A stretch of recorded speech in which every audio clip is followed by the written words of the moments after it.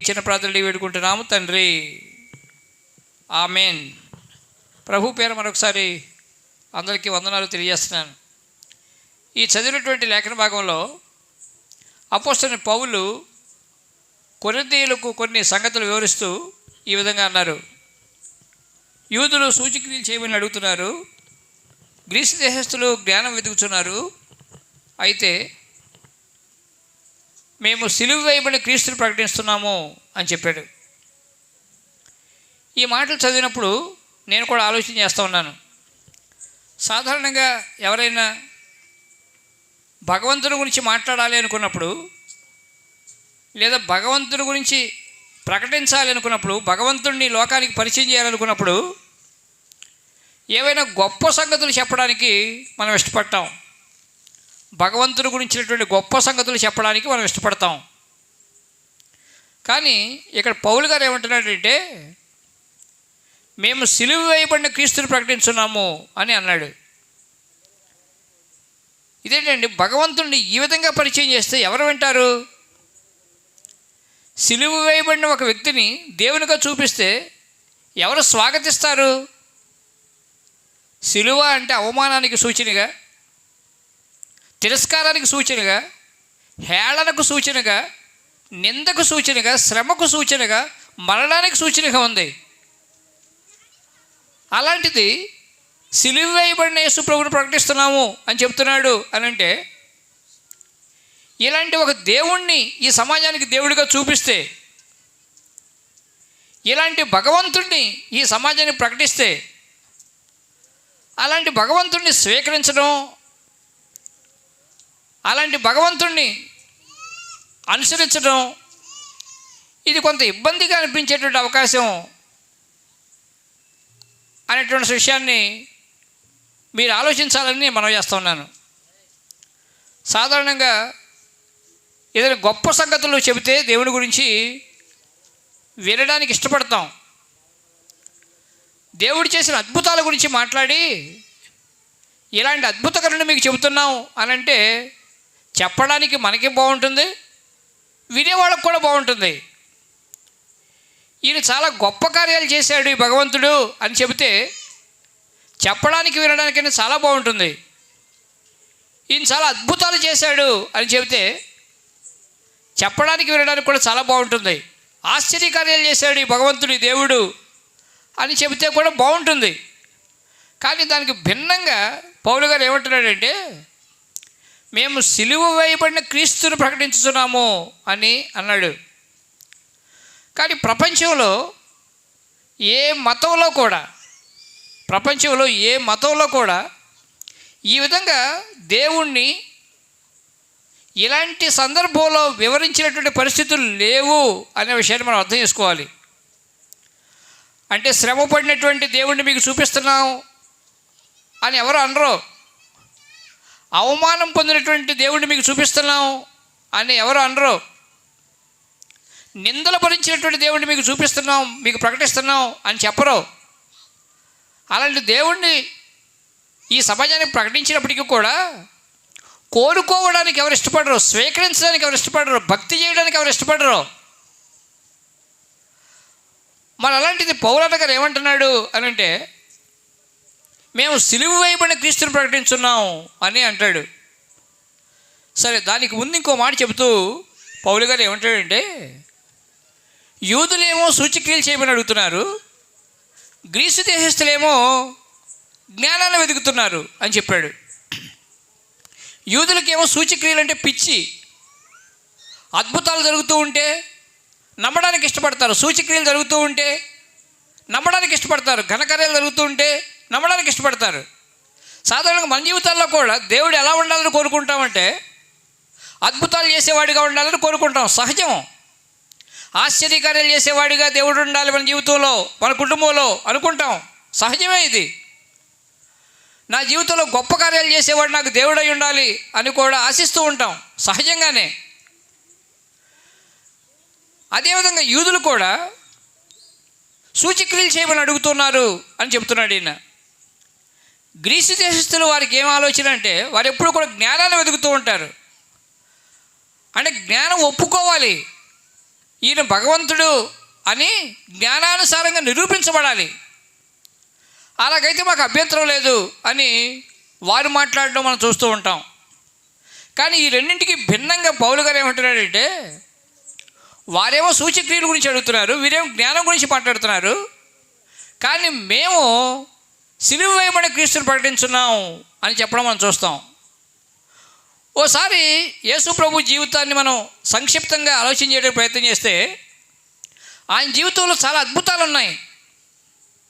ఆయన ఈ భూమి మీద దైవ కుమారుడిగా శరీరధారిగా మన మధ్య ఉన్నప్పుడు, 33.5 సంవత్సరాలు మన మధ్య సంచరించినప్పుడు, ఆయన పరిచయం చేసినటువంటి 3.5 సంవత్సరాల కాలంలో ఎన్నో గొప్ప కార్యాలు ఆయన ద్వారా జరిగాయి.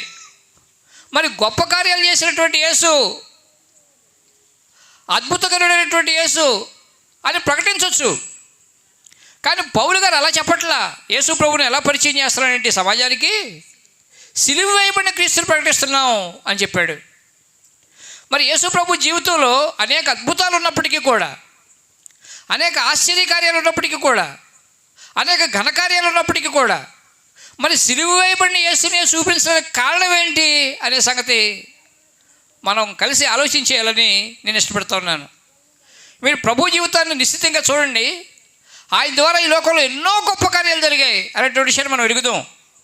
ఒకసారి మార్క్స్ వార్త నుంచి కొన్ని సంగతులు మనం కలిసి ఆలోచించే ప్రయత్నం చేద్దాం. మార్క్స్ వార్త 1వ అధ్యాయం 23వ మాట మీరు చూడాలి. మార్క్స్ వార్త 1వ అధ్యాయం 23వ మాట మీరు చూస్తారా? 1:23. ఆ సమయమున వారి సమాజ మందిరములో అపవిత్రాత్మ పట్టిన వాడు ఒకడు ఉండెను అని రాయబడింది. సరే, ప్రభువు మనలాగానే మందిరానికి వెళ్ళారు. మందిరానికి వెళితే మందిరంలో అపవిత్రాత్మ పట్టినటువంటి వాడు ఒకడు ఉన్నాడు. ఇప్పుడు ప్రభు ఏం చేశాడు అని అంటే, ఆ అపవిత్రాత్మ పట్టినటువంటి వాడిని విడిపించినాడు అనేటువంటి విషయం అక్కడ రాయబడింది. అపవిత్రాత్మ చేత చాలా బాధపడుతున్నాడు. ఆ కుటుంబం కూడా ఎంతో వేదన పడుతుంది. కుటుంబంలో నెమ్మది సంతోషం లేకుండా పోయింది. అలాంటి బాధ నుంచి, అలాంటి అపవిత్రాత్మ నుంచి యేసు ప్రభు విడిపించాడు అని 24వ వచనంలో చాలా స్పష్టంగా రాయబడింది.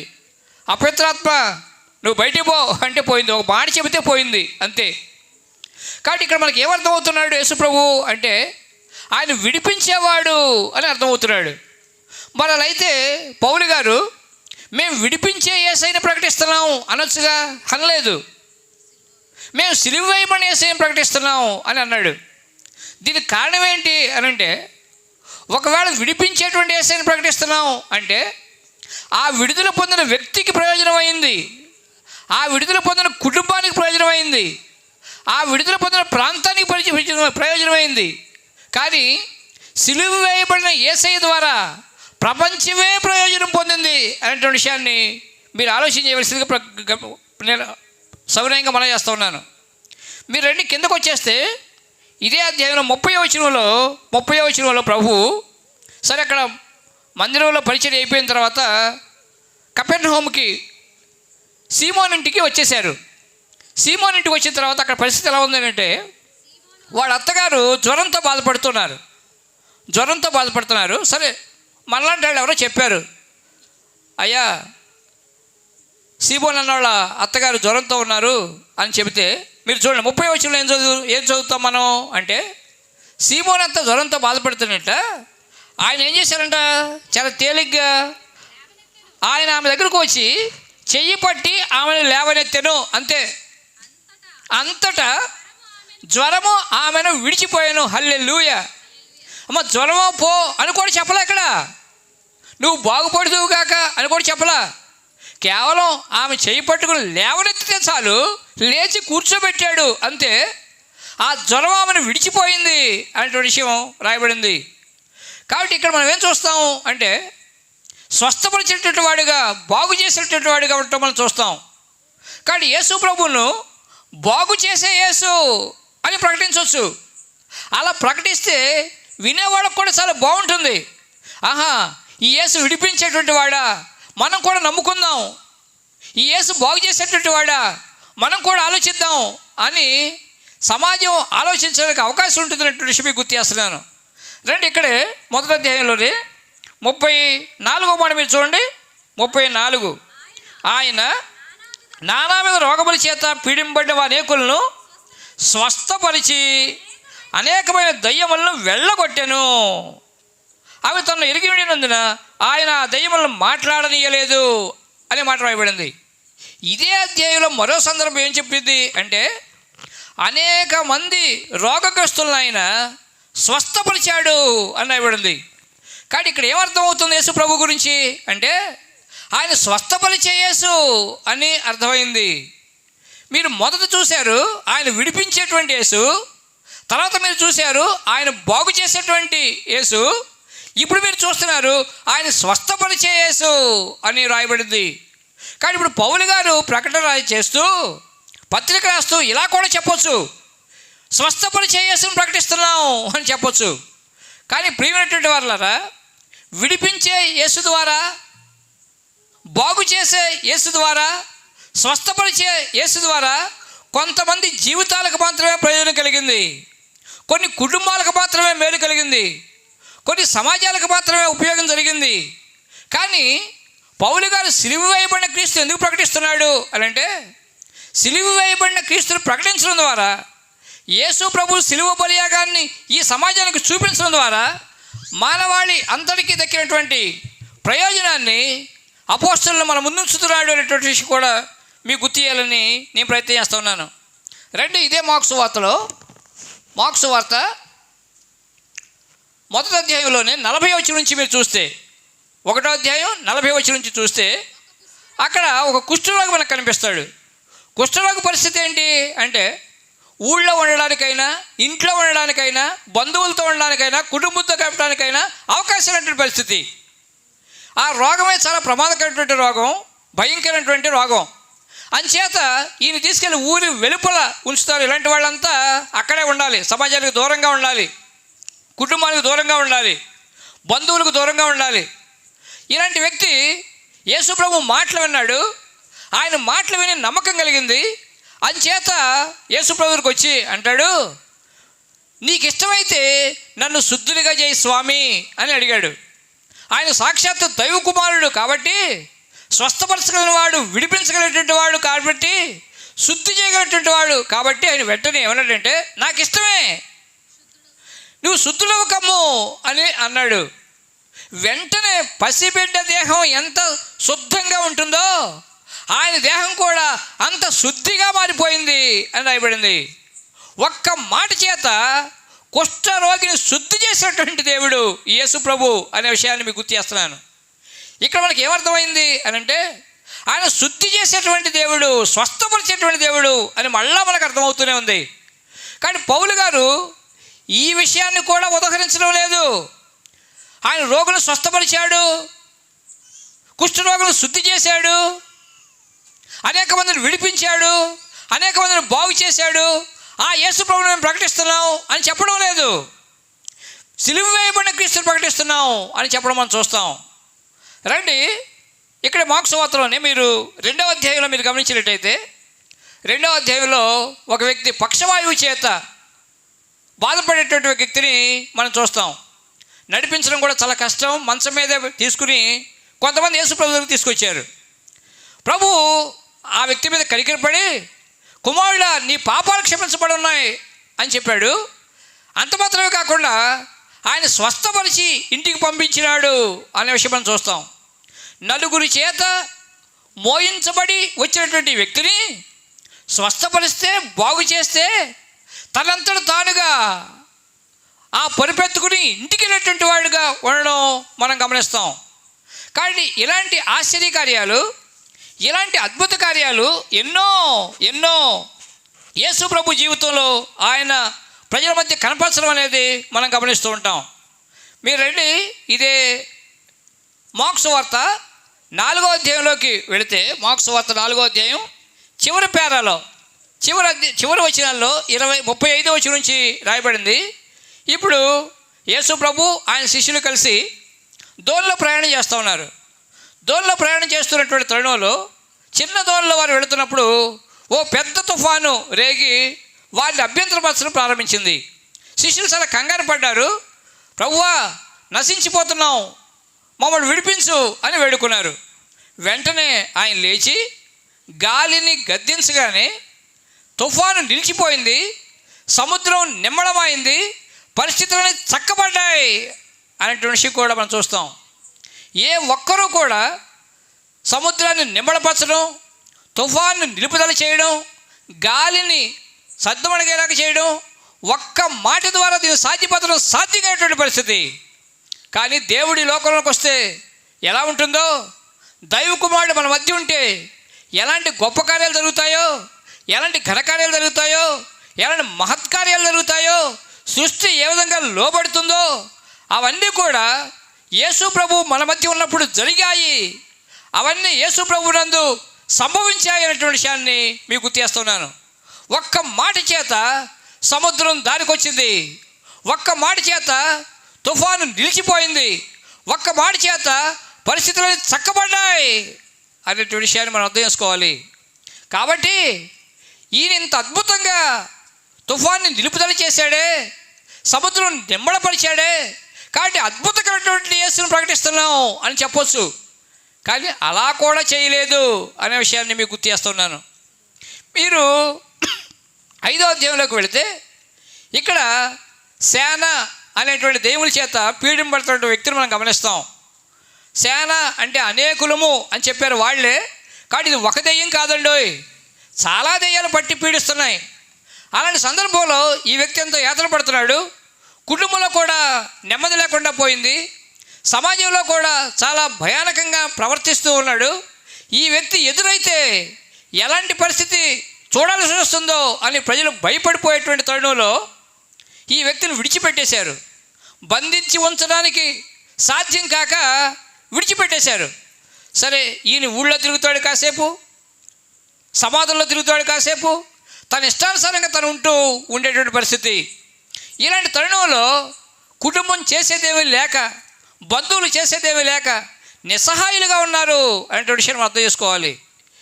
ఈనాటి కాలంలో కూడా ఎంతోమంది యవనస్తుల ప్రవర్తన ఈ విధంగానే ఉంటూ ఉంది. విపరీతమైనటువంటి ప్రవర్తనకు లోనవుతూ ఉన్నారు. తల్లిదండ్రులు నియంత్రించలేకపోతున్నారు, తోబుట్టువులు చక్కబెట్టలేకపోతున్నారు, బంధువులు సరిచేయలేకపోతున్నారు. అనేక సమస్యల చేత సతమతం అవుతూ యవనస్తులు తమ జీవితాన్ని పాడు చేసుకుంటున్నారు అనేటువంటి విషయాన్ని నేను మీకు గుర్తు చేస్తున్నాను. ఈరోజు ఒక కుటుంబం నాకు ఫోన్ చేసి వారి కుమారుడు గురించి సంగతులు చెప్పి ఎంతో వేదన పడడం నేను గమనించాను. చదువుకుంటాను అని చెబితే ఆ తల్లిదండ్రులు అప్పు చేసి వేరే రాష్ట్రం, పంజాబ్ రాష్ట్రం వాడిని పంపించారు. అక్కడ జాయిన్ చేసి లక్షలాది రూపాయలు ఖర్చు పెట్టి వీడు చదువుకుంటాడు, వీడు బాగుపడతాడు అని వస్తే వీళ్ళని నమ్మించి మోసం చేసి లక్షల రూపాయలు తన స్నేహితులతో కలిసి తాగి తందనాలాడి డ్రగ్స్ తీసుకోవడానికి అలవాటు పడి వాడి జీవితాన్ని వాడు భయానకంగా మార్చుకొని ఎందుకు పనికినటువంటి వ్యక్తిగా తయారై ఇంటికి వచ్చినటువంటి విషయం గుర్తు చేస్తున్నాను. చాలా కుటుంబాల్లో యవనస్తులు ఈ విధంగానే ఉంటున్నారు. నా జీవితం నా ఇష్టం అన్నట్టు బ్రతుకుతున్నారు, నా భవిష్యత్తు నా ఇష్టం అన్నట్టు జీవిస్తున్నారు. తల్లిదండ్రుల మాట లెక్కలేదు, బంధువుల మాట లెక్కలేదు, సేవకుడి మాట లెక్కలేదు, పెద్దల మాట పట్టించుకోరు. ఈ విధంగా వాడి ఇష్టానుసారంగా జీవించేటువంటి జీవితాన్ని వారు కలిగి ఉండడం మనం గమనిస్తూ ఉంటాం. ఈ సేన దయ్యముల చేత పీడింపడేటువంటి వ్యక్తి కూడా ఈ విధంగానే ఉంటున్నాడు. ఇలాంటి వ్యక్తిని కుటుంబం బాగు చేసుకోలేకపోయింది, సమాజం బాగు చేయలేకపోయింది, సమాజంలో తిరుగుతూ ఉన్నాడు. అలాంటి వ్యక్తి దగ్గరికి ఎవరు వచ్చారండి? యేసు ప్రభు వచ్చాడు అనే మనం చదువుతాం. మార్కు సువార్త 5వ అధ్యాయంలో ఈ మాటలన్నీ రాయబడి ఉన్నాయి.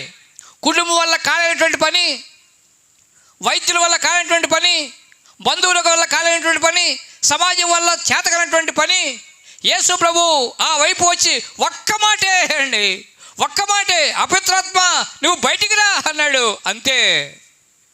ఎంతకాలంగా ఆ కుటుంబంలో ఈ వ్యక్తి సమస్యాత్మకంగా ఉన్నాడు, ఎంతకాలంగా ఆ గ్రామానికి సమస్యాత్మకంగా ఉన్నాడు, ఎంతకాలంగా ఆ బంధువులకు సమస్యాత్మకంగా ఉన్నాడు, యేసు ప్రభు ఒక్కసారి దర్శించినప్పుడు ఒక్క మాట చేత ఈ వ్యక్తిని బాగు చేసినాడు అనే విషయాన్ని మీకు గుర్తు చేస్తున్నాను. ఈ సాయంకాల సమయంలో ఈ ప్రస్తుత వేళ మన సమస్యలు కూడా ఎలాంటివే అయితే, మన జీవితం కూడా ఎలాంటిదే అయితే, మన పిల్లల పరిస్థితి కూడా ఎలాంటిదే అయితే, ఇదే యేసు ప్రభు మనల్ని కూడా దర్శించడానికి ఇష్టపడుతున్నాడు. మన జీవితాలను బాగు చేయడానికి, మన స్వస్థపరచడానికి, మన సంస్కరించడానికి, మన కుటుంబాలకు మేలు కలిగించడానికి ఈ దేవుడు ఆరాటపడుతున్నాడు అనే విషయాన్ని మనం అర్థం చేసుకోవాలి. అయితే కేవలం మేలుల కోణంలోనే యేసయ్యను చూడడం, అద్భుతాల కోణంలోనే యేసయ్య దగ్గర రావడం ఇది క్షేమకరం కాదు అనేటువంటి విషయాన్ని మనం అర్థం చేసుకోవాలి. ఈ విధంగా యేసు ప్రభు అద్భుతంగా సేనదైవు నుంచి విడిపిస్తే, ఆ వ్యక్తిని బాగు చేస్తే, ఈ వ్యక్తి అనేక కుటుంబాలను దర్శిస్తూ ఉన్నాడు, అనేక ప్రాంతాలను దర్శిస్తున్నాడు, అనేక గ్రామాలను దర్శిస్తూ యేసయ్య నా జీవితాన్ని బాగు చేశాడు అని చెబుతూ ఉన్నాడు. ఈ విధంగా యేసు ప్రభు జీవితాన్ని మనం ఆలోచన చేసినప్పుడు ఎన్నో ఆశ్చర్యకార్యాలు, ఎన్నో గొప్ప కార్యాలు మనం గమనిస్తూ ఉంటాం. ఇదే 5వ అధ్యాయంలో 21వ వచనం నుంచి మనం గమనించినప్పుడు, మార్కు సువార్త 5వ అధ్యాయంలోనే 21వ వచనం నుంచి మనం గమనించినప్పుడు, యేసు ప్రభు ఆ త్రోవను వెళుతూ ఉండగా సమాజ మందిరపు అధికారి ఒక ఆయన వచ్చాడు. ఆయన పేరు యాయీరు. ఆయనకు ఉన్నటువంటి సమస్య ఏంటి అని అంటే, తనకున్నటువంటి కుమార్తె, ఒక్కతే కుమార్తె రోగగ్రస్తంగా ఉంది, చావడానికి సిద్ధంగా ఉంది అని సమస్యతో యేసు ప్రభు దగ్గరికి వచ్చాడు. ఈ సాయంకాల సమయంలో యాయీరు రావడం మనకు కూడా ఓ పాఠం అనే విషయం మీకు గుర్తు చేస్తున్నాను. కొంతమందికి పిల్లల చేత ఎన్నో సమస్యలు ఉన్నాయి.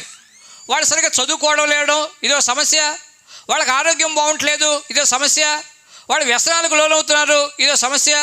ఇది మన పిల్లల బట్టి అయినా కావచ్చు, మన భాగస్వామిని బట్టి అయినా కావచ్చు. ఎలాంటి సమస్య అయినప్పటికీ కూడా యాయీరు ఆలోచించినట్టు మనం కూడా ఆలోచిస్తే, యాయీరు స్టెప్ తీసుకున్నట్టు మనం కూడా స్టెప్ తీసుకుంటే, యాయీరు యేసు ప్రభుని ఎంచుకున్నట్టు మనం కూడా యేసు ప్రభుని ఎంచుకుంటే, మన సమస్యలు కూడా ఎలాంటివైనప్పటికీ కూడా పరిష్కారం అవుతాయి అనేటువంటి విషయాన్ని అనుభవపూర్వకంగా మీకు గుర్తు చేయాలని ఇష్టపడుతున్నాను. సరే, యాయీరు వచ్చాడు. స్వామి, నాకున్న కుమార్తె, ఒక్కగానొక్క కుమార్తె చావసిద్ధంగా ఉంది నాయన, కనికరపడు అని అంటే ఆయనతో కలిసి ప్రభు ప్రయాణం చేస్తూ ఉన్నారు. ఈ తరుణంలో ఏం జరిగింది, ఈ మధ్యలో ఏం జరిగింది అని అంటే, 12 సంవత్సరాల నుంచి ఇక్కడే మనం చదువుతాం. ఇదే 5వ అధ్యాయంలోనే 25వ వచనంలో 25వ వచనం నుంచి చాలండి, ఇది ఎలాగో మనకు తెలుసు కాబట్టి చెప్తా ఉన్నాను. 25వ వచనం నుంచి ఏం చూస్తామంటే, ఇప్పుడు యాయీరు ఇంటికి వెళుతున్నారు. ఇంటికి వెళ్ళే త్రోవలోనే మరో సమస్యతో బాధపడే ఒక సహోదరి వచ్చింది. ఏంటి ఈవిడ సమస్య అంటే, 12 ఏళ్ల నుంచి రక్తస్రావ రోగంతో బాధపడుతూ ఉంది. పాపం సహోదరులు ఈ సమస్యతో ఎంత సతమతమవుతూ ఉంటారో.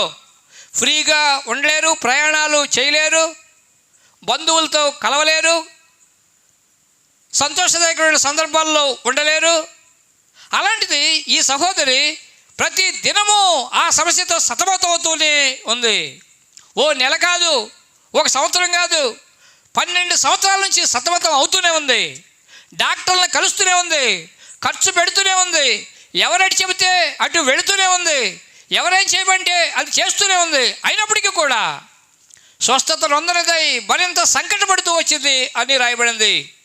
ఇలాంటి వ్యక్తికి ఎవరో చెప్పారు, యేసు ప్రభు దగ్గరికి వెళితే నీ రోగం నుంచి స్వస్థత పొందుతావు, నువ్వు బాగుపడతావు అని చెబితే ఆమె చక్కగా యేసు ప్రభు దగ్గరికి వచ్చింది. ఆయన దగ్గరికి వెళ్ళడానికి నేను యోగ్యురాలు కాదు, నేను ఆయనతో మాట్లాడలేను, నా సమస్య చెప్పుకోలేను, వస్త్రపు చెంగు ముడతానంతే, ఆయన నా మీద కనికర పడితే చాలు నేను బాగుపడతాను అనుకుని విశ్వాసంతో వస్త్రపు చెంగును ముట్టింది. ఆమె నమ్ముకున్నట్టే, ఆమె ఆశించినట్టే, ఆమె విశ్వసించినట్టే స్వస్థత అవుతుంది అనేటువంటి విషయాన్ని మీకు గుర్తు చేస్తున్నాను. ఇక్కడ నోటి మాట కూడా ఉపయోగించలేదండో ఈ ప్రభువు, ఉమ్మి కూడా ఉపయోగించలేదండో ఈ ప్రభువు. ఆయన వస్త్రపు చెంగును తాకగానే ప్రభావం ఆయనలోంచి బయలువెడలి ఆ సహోదరి స్వస్థత అవుతుంది అనేటువంటి విషయం చాలా స్పష్టంగా రాయబడింది. కనీసం పౌలు గారు ఈ మాటలనే చెప్పు ఉండాల్సింది. ఆయన వస్త్రపు చెంగు తాగితే చాలు మనం బాగుపడతాం అని కూడా చెప్పలేదండి, మనం విడిపించబడతాం అని కూడా చెప్పలేదండి, మనం స్వస్థత పొందుతాం అని చెప్పలేదు, ఇదిగో విడిపించే యేసుని మీరు ప్రకటిస్తున్నాం అని చెప్పలేదు, స్వస్థపరిచే యేసుని మీరు ప్రకటిస్తున్నాం అని చెప్పలేదు, బాగు చేసే యేసుని ప్రకటిస్తున్నాం అని చెప్పలేదు. కారణం ఏంటి అని అంటే, వీటి ద్వారా తాత్కాలికంగా మనం ఉపశమనం పొందుతాం, తాత్కాలికంగా విడుదల పొందుతాం, తాత్కాలికంగా మేలు పొందుతాం, తాత్కాలికంగా ఆదరింపబడతాం. కానీ ఒక వ్యక్తికి ఈ లోకాన్ని విడిచిపెట్టిన తర్వాత యుగ యుగాలు సదాకాలం నివసించేటువంటి 2 ప్రదేశాలు ఉన్నాయి. అయితే పరలోకంలో ఉండడం లేదా పాతాళంలో ఉండడం ఎక్కడ బ్రతకడానికి నిర్ణయించుకున్నామో అక్కడే మనం బ్రతకవలసి ఉంది. ఎక్కడ మన నిత్యత్వం గడపడానికి సిద్ధపడ్డామో అక్కడే మన నిత్యత్వాన్ని గడపడానికి అవకాశం ఉంది.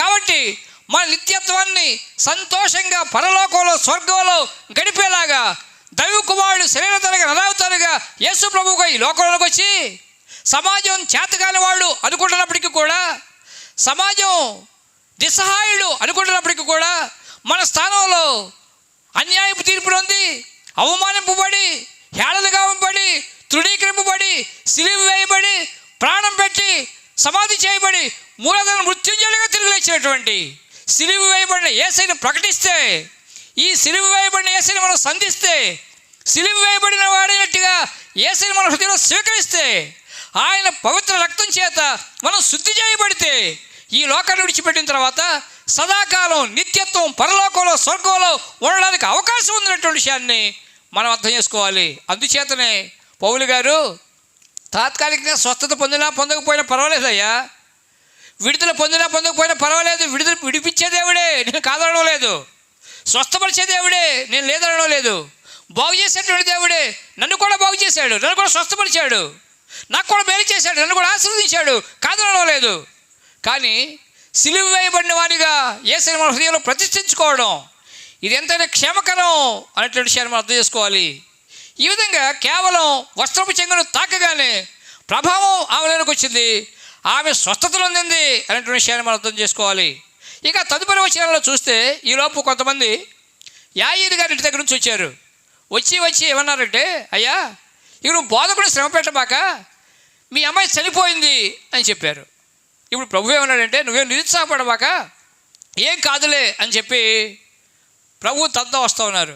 ఇప్పుడు యాయీరు ఆలోచనలు ఏంటంటే, చనిపోయిన తర్వాత ఎవరైనా చేసేది ఏముంది, ఆమె అనారోగ్యంగా ఉంటే ఈయన వచ్చి బాగు చేసేవాడేమో, ఇక చనిపోయేటువంటి వ్యక్తిని ఎవరైనా చేయగలిగితే ఏముంది, కొంత ఆదరించడానికి మాట్లాడుతున్నాడు అని అనుకోవచ్చు. సరే అలా వచ్చారు, ఇంటికి వచ్చిన తర్వాత ముగ్గురు శిష్యులను తీసుకుని లోనికి వెళ్ళారు, తల్లిదండ్రులు కూడా తీసుకుని లోనికి వెళ్ళారు, అందరినీ కూడా బయటకు వెళ్ళిపోతున్నారు. ఇప్పుడు ప్రభు ఏం చెప్పారంటే, చిన్నదానా లెమ్మని చెప్పాడు. అంటే ఏంటండి ఇది, నిద్రపోయిన వాడు ఏదో లేపినట్టు, రెస్ట్ తీసుకున్నటువంటి వాడు ఏదో లేపినట్టు, చచ్చిపోయినటువంటి వ్యక్తిని రాజవైద్యులు వచ్చి అప్పటికే నిర్ధారణ చేస్తుంటారు. అధికారి కుమార్తె నిర్ధారణ లేకుండా చనిపోయిందని చెప్పడం ప్రమాదం. కానీ రాజవైద్యులు వచ్చి అప్పటికే నిర్ధారణ చేస్తుంటారు, ఇక మనకు బిడ్డ దక్కలేదండి అని చెప్పుంటారు, షీఈ్ నో మోర్ అని చెప్పుంటారు. అంచేత వారు పరుగును వచ్చి ఆయనకి సంగతి చెబితే ఎంత దుఃఖంలో ఉన్నాడో, ఎంత కుమిలిపోతూ ఉన్నాడో. అలాంటిది యేసుప్రభుని వెంట పెట్టుకుని ఇంటికి వచ్చాడు. యేసుప్రభు రాగానే ఆ లోనికి వెళ్ళి, చిన్నదానా లే అని చెప్పగానే ఓ నిద్రపోయిన వ్యక్తి లేచి కూర్చున్నట్టే, విశ్రాంతి తీసుకున్న వ్యక్తి లేచి కూర్చున్నట్టే చనిపోయిన వ్యక్తి లేచి కూర్చోవడం అనేది మనం చూస్తాం. ఏంటిది, ఎంత అద్భుతం ఉండేది. కాబట్టి ఇప్పుడు పౌలు గారు మాట చెప్పొచ్చు, మృతులను సైతం సజీవులుగా చేయగల యేసుని మేము ప్రకటిస్తున్నాం అని చెప్పొచ్చు. కానీ అలా కూడా చెప్పలేదు అండి. మీరు మరో సందర్భంలో మీరు చూస్తే, ఇప్పుడు ఒక విధవరాలికి ఒక కుమారుడు ఉన్నాడు, ఒక్కడే కుమారుడు, ఆయన చనిపోయాడు. ఆయన చనిపోతే శవయాత్ర జరుగుతూ ఉంది, బరియల్ గ్రౌండ్కి వెళ్తూ ఉన్నారు, ఆమె కూడా ఏడుస్తుంది, చాలామంది బాధపడుతూ ఉన్నారు. ఈ ప్రాంతానికి యేసు ప్రభు వస్తున్నాడు. అదే సమయంలో ఎదురవుతూ ఉన్నారు వీళ్ళు ఈ యేసు ప్రభు ఇటు వస్తున్నాడు, అట్నుంచి ఆ శవయాత్ర జరుగుతూ ఉంది, బరియల్ గ్రౌండ్కి వెళ్తున్నారు. ఆ తల్లిగారు అంత దుఃఖంలో ఉంది. ప్రభు చూశాడు, కదిలింపబడ్డాడు, అంతే కదిలిపోయాడు ఆయన ఆ దుఃఖాన్ని చూసి. పాడిని ముట్టగానే ఆ చనిపోయేటువంటి వ్యక్తి లేచి కూర్చోవడం మనం చూస్తాం. ఆ తల్లికి అప్పగించినాడు, ఈ విషయం మనం చూస్తాం. అప్పటికప్పుడు చనిపోయినటువంటి, అప్పుడే కొద్దిసేపు అయింది చనిపోయి, అలాంటి యాయీరు కుమార్తెను ఆయన లేపాడు. చనిపోయి కొన్ని గంటలైంది, విధవరాలి కుమారుడిని ఆయన బ్రతికించాడు. ఇంకో కేసు మనం ఆలోచన చేస్తే యోహాను సువార్త 11వ అధ్యాయంలో అప్పటికే చనిపోయి 4 రోజులు అయిపోయిందండి. ఓ రోజు కాదు, ఓ గంట అయిందేమో యాయీరు కుమార్తె చనిపోయి, ఓ 5-6 గంటలైందేమో విధవరాలు కుమారుడు చనిపోయి. కానీ ఇప్పుడు లాజరు చనిపోయి 1 రోజు కాదు, 2 రోజులు కాదు, 3 రోజులు కాదు, 4 రోజులు అయిపోయింది. మళ్ళా సమాధిరాయి దొరిలిస్తే కంపు కొడదు ప్రభువా అని వాళ్ళ అక్కే అభ్యంతరపరుస్తూ ఉంది. కానీ ఇప్పుడు ప్రభువా అన్నాడు, నువ్వు నన్ను నమ్మితే నువ్వు అద్భుతం చూస్తావు అని నేను చెప్పలేదా, దేవుని గొప్ప కార్యం చూస్తావు అని చెప్పలేదా, అని చెప్పి రాయి తీయమన్నాడు. లాజరు బయటికి రా అంటే ఏమండి, లోపల ఉన్నటువంటి వ్యక్తి బయటకు వచ్చినట్టే. లోపల ఉన్నటువంటి బయటకు వచ్చినట్టే సమాధిలో ఉన్నటువంటి వ్యక్తి, శవంగా మారినటువంటి వ్యక్తి, 4 రోజులు చనిపోయి అయిపోయినటువంటి వ్యక్తి, అలాంటి వ్యక్తి యేసు ప్రభు ఒక్క మాట లాజరు బయటికి రా అంటే ఇంట్లో ఉన్నటువంటి వ్యక్తి వచ్చినట్టే బయటకు వచ్చినటువంటి వాడుగా ఉన్నాడు అనే విషయం కూడా మనం అర్థం చేసుకోవాలి. కానీ ఇన్ని అద్భుతాలు యేసు ప్రభు ద్వారా ఈ సమాజంలో జరిగితే, ఇన్ని గొప్ప కార్యాలు యేసు ప్రభు ద్వారా ఈ సమాజానికి అందితే పౌలు గారికి ఇవేమి పట్టలేదా అండి? పౌలు గారు ఇవేమి పట్టించుకోలేదా అండి? మేము సిలువ వేయబడిన యేసును ప్రకటిస్తున్నాం అని చెప్పాడు. మృతులను సైతం లేపగల దేవుడిని మేము ప్రకటిస్తున్నాం అని చెబితే ఎంత బాగుంటుందో మనం వినడానికైనా.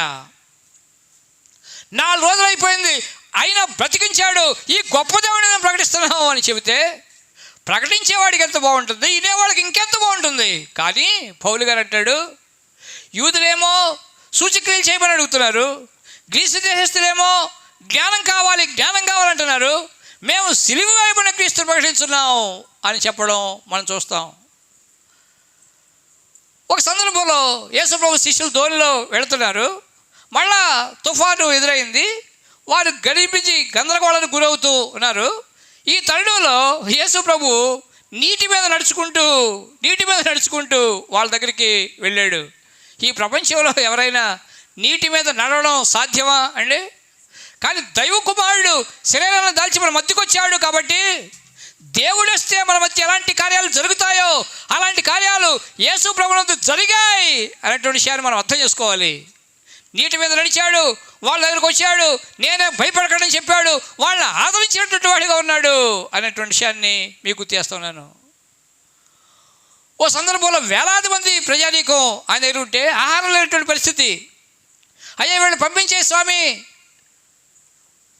3 దినాల నుంచి ఆహారం లేకుండా ఉన్నారు అని అంటే ప్రభు అన్నాడు, మనమే భోజనం పెడదాం, కూర్చోమనండి అని అన్నాడు. మీ దగ్గర ఏమున్నాయి అంటే ఏమున్నాయి? మన దగ్గర ఏమున్నాయి స్వామి? 5 రొట్టెలు 2 చేపలు మాత్రమే ఉన్నాయి. ఇవి ఏ పాటివి? మళ్ళీ అన్నయ్య అన్నాడు, శిష్యుడే అన్నాడు, ఓ పిల్లోడి దగ్గర తెచ్చానయ్యా ఇవి, ఓ బాబు దగ్గర తీసుకొచ్చాను, 5 రొట్టెలు 2 చేపలు అంతే, ఇవి ఏ పాటివి అని అన్నాడు. అయినప్పటికీ కూడా కూర్చోమనండి అని అంటే వేలాది మంది ప్రజలు